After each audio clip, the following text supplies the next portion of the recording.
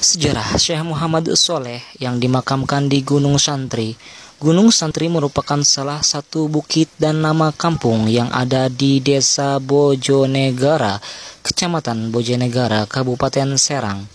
Daerah ini berada di sebelah barat laut, daerah pantai utara 7 km dari kota Cilegon. Letak Gunung Santri berada di tengah dikelilingi gugusan gunung-gunung yang memanjang, dimulai dari pantai dan berakhir pada gunung induk, yaitu Gunung Gede. Di puncak Gunung Santri terdapat makam seorang waliullah, yaitu Syekh Muhammad Soleh. Jarak tempuh dari kaki bukit menuju puncak berjarak 500 meter, hanya bisa dilalui dengan berjalan kaki. Kampung di sekitar Gunung Santri antara lain Kejangkungan, Lumajang, Ciranggon, Beji, dan Gunung Santri dan Pangsoran. Di kaki bukit sebelah utara di Kampung Beji terdapat masjid kuno yang seumuran dengan Masjid Banten Lama, yaitu Masjid Meji, yang merupakan masjid bersejarah yang masih kokoh tegak berdiri sesuai dengan bentuk aslinya sejak zaman Kesultanan Banten yang kala itu dipimpin oleh Sultan Hasanuddin. Syekh Muhammad Soleh adalah santri dari Sunan Ampel. Setelah menimba ilmu, beliau menemui Sultan Syarif Hidayatullah atau lebih dikenal dengan gelar Sunan Gunung Jati, ayahanda dari Sultan Hasanuddin. Pada masa itu penguasa Cirebon, dan Syekh Muhammad Soleh diperintahkan oleh Sultan Syarif Hidayatullah untuk mencari putranya yang sudah lama tidak ke Cirebon dan sambil berdakwah. Yang kala itu Banten masih beragama Hindu dan masih di bawah kekuasaan kerajaan Pajajaran yang dipimpin oleh Prabu Pucuk Umun dengan pusat pemerintahannya berada di Banten Girang. Sesuai ketelatenannya, akhirnya Syekh Muhammad Soleh pun bertemu Sultan Hasanuddin di Gunung Lempuyang, dekat Kampung Merapit, Desa Ukirsari, Kecamatan Bojonegara, yang terletak di sebelah barat pusat kecamatan yang sedang bermunajat. Pusat kecamatan yang sedang bermunajat kepada Allah Subhanahu wa Ta'ala. Setelah memaparkan maksud dan tujuannya, Sultan Hasanuddin pun menolak untuk kembali ke Cirebon karena kedekatannya dengan ayahandanya Sultan Hasanuddin, yaitu Syarif Hidayatullah. Akhirnya Sultan Hasanuddin pun mengangkat Syekh Muhammad Soleh untuk menjadi pengawal sekaligus penasehat dengan julukan Cili Kored. Karena berhasil dengan pertanian, dengan mengelola sawah untuk hidup sehari-hari dengan julukan sawah Siderup yang berada di Blok Beji. Syiar agama Islam yang dilakukan Sultan Hasanuddin mendapat tantangan dari Prabu Pucuk Umun karena berhasil menyebarkan agama Islam di Banten sampai bagian selatan Gunung Pulau Sari atau Gunung Karang dan Pulau Panaitan ujung Kulon.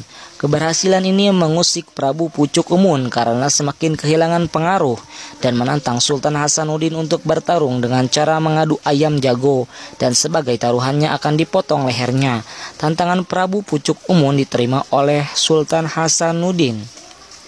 Setelah Sultan Hasanuddin bermusyawarah dengan pengawalnya Syekh Muhammad Soleh, akhirnya disepakati yang akan bertarung melawan Prabu Pucuk Umun adalah Syekh Muhammad Soleh yang bisa menyerupai bentuk ayam jago seperti halnya ayam jago biasa. Hal ini terjadi karena kekuasaan Allah Subhanahu wa Ta'ala.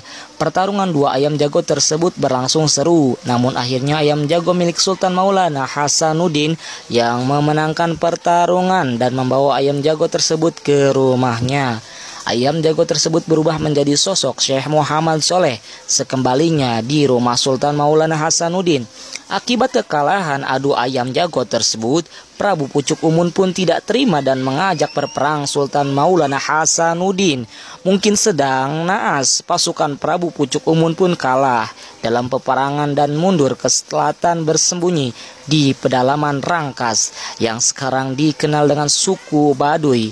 Setelah selesai mengemban tugas dari Sultan Maulana Hasanuddin, Syekh Muhammad Soleh pun kembali ke kediamannya di Gunung Santri dan melanjutkan aktivitasnya sebagai mubalik dan menyiarkan agama Islam kembali. Keberhasilan Syekh Muhammad Soleh dalam menyebarkan agama Islam di pantai utara Banten ini didasari dengan dengan rasa keikhlasan dan kejujuran dalam menanamkan tauhid kepada santrinya. Semua itu patut diteladani oleh kita semua, oleh generasi penerus untuk menegakkan amal ma'ruf nahi mungkar. Beliau wafat pada usia 76 tahun dan beliau berpesan kepada santrinya jika ia wafat untuk dimakamkan di Gunung Santri, dan di dekat makam beliau terdapat pengawal sekaligus santri Syekh Muhammad Soleh, yaitu Makam Malik, Israel, Ali, dan Akbar yang setia menemani Syekh dalam menyiarkan agama Islam. Syekh Muhammad Soleh wafat pada tahun 1550 Masehi atau 958 Hijriah.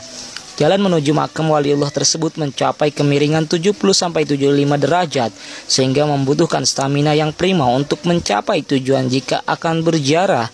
Jarak tempuh dari tol Cilegon Timur 6 km ke arah utara Bojonegara.